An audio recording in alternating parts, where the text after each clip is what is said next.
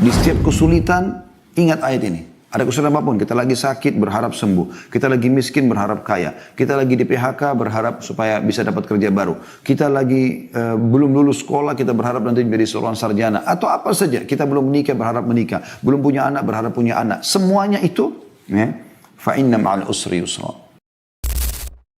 Assalamualaikum warahmatullahi wabarakatuh. Saudaraku seiman yang dirahmati Allah, hidup ini sering membuat kita lelah. Ada hari-hari ketika usaha kita seperti berjalan lambat, doa terasa belum dikabulkan, dan hati kita mulai goyah. Kemudian kita mulai bertanya-tanya, apa aku mampu? Apa Allah masih mendengar? Padahal Islam datang bukan untuk menjatuhkan mental kita, tapi justru untuk membangunnya, untuk membuat hati kita kuat, penuh harapan, dan yakin bahwa Allah tidak pernah meninggalkan hambanya. Di video kali ini, kita akan belajar tentang pentingnya memiliki sifat optimis, semangat, dan selalu berprasangka baik kepada Allah melalui penjelasan hangat dan penuh hikmah dari Ustadz Khalid Basalamah. Semoga pembahasan ini menjadi penguat hati kita, terutama bagi siapapun yang sedang menata hidup, memperbaiki diri, dan ingin lebih dekat kepada Allah. Mari kita dengarkan penjelasan lengkapnya dari Ustadz Khalid Basalamah. Al-Hulaimi berkata, rahimahullah, Nabi SAW suka dengan optimisme. Karena pesimis merupakan cermin persangkaan buruk kepada Allah tanpa alasan yang jelas. Optimisme diperintahkan dan merupakan wujud prasangka yang baik atau prasangka yang baik. Seorang mukmin diperintahkan untuk berprasangka baik kepada Allah dalam setiap kondisi. Ini dinukil dari Fathul Bari, Syarah Sahih Bukhari, ya, di jilid 10 halaman 226. Jadi bagaimana kita dianjurkan agar selalu berbuat kebaikan-kebaikan, teman-teman. Kita selalu optimis. Jadi seburuk apapun masa lalu Anda, nggak ada hubungannya dengan Anda sekarang. Ya.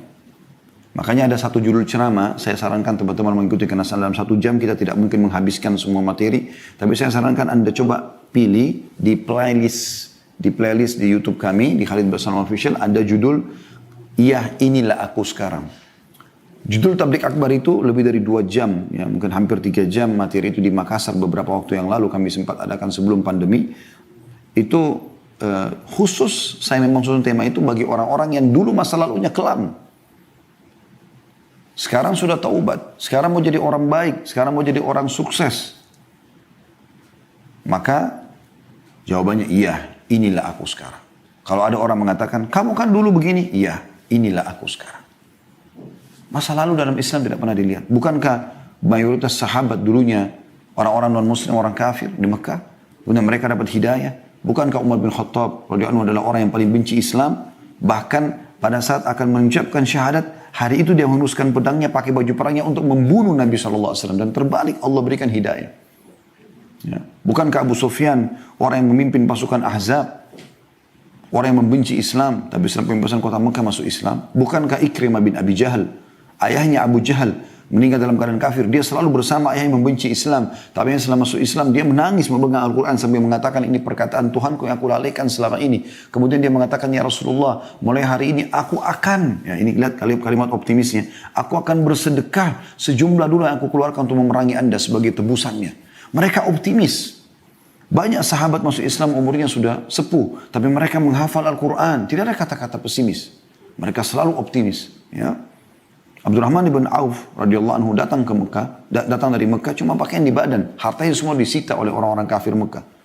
Tapi dia datang, ya, dengan berbekal hanya pakaian di badan, lalu dia datang ke pasar Madinah, dia datangi salah satu penjual, ya, perangkat pertanian, perkebunan, cangkul dan yang sejenis, selalu mengatakan, saya seorang muhajir, saya butuh untuk mengambil barang anda, jatuh tempo, besok saya bayar. Mulailah dia ambil 5-6 cangkul dan beberapa jenisnya, kemudian dia jual, besok laku sampai dia punya toko. Sampai dia menjadi salah satu dari penduduk Madinah atau kaum muslimin terkaya, atau orang-orang terkaya.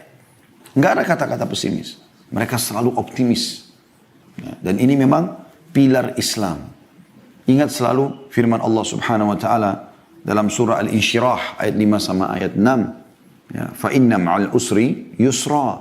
Inna ma'al usri yusra. Di setiap kesulitan, ingat ayat ini. Ada kesulitan apapun, kita lagi sakit berharap sembuh. Kita lagi miskin berharap kaya. Kita lagi di PHK berharap supaya bisa dapat kerja baru. Kita lagi belum lulus sekolah, kita berharap nanti menjadi seorang sarjana. Atau apa saja, kita belum menikah berharap menikah. Belum punya anak berharap punya anak. Semuanya itu, ya, fa inna ma'al usri yusra. Di setiap kesulitan akan ada kemudahan.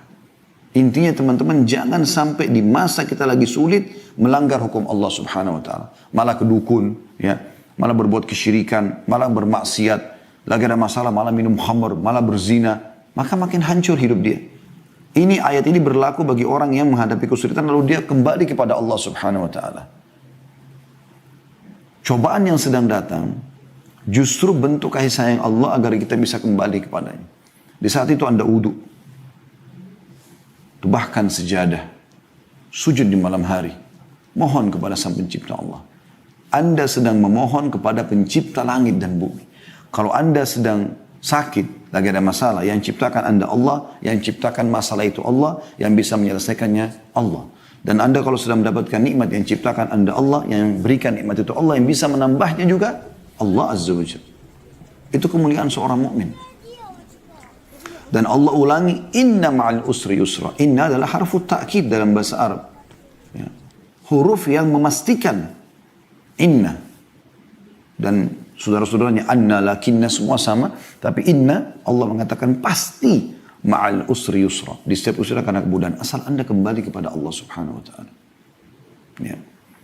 Dan juga teman-teman sekalian, salah satu hadis yang mulia diriwayatkan oleh Imam Muslim, kata Nabi SAW, ihris ala ma yanfa'uk wasta'in billahi wala ta'jaz. Ini luar biasa hadis tentang masalah optimisme. Perhatikan kata Nabi SAW, bersemangatlah atas hal-hal yang bermanfaat bagimu. Selama bermanfaat, tidak ada maksudnya, kejar.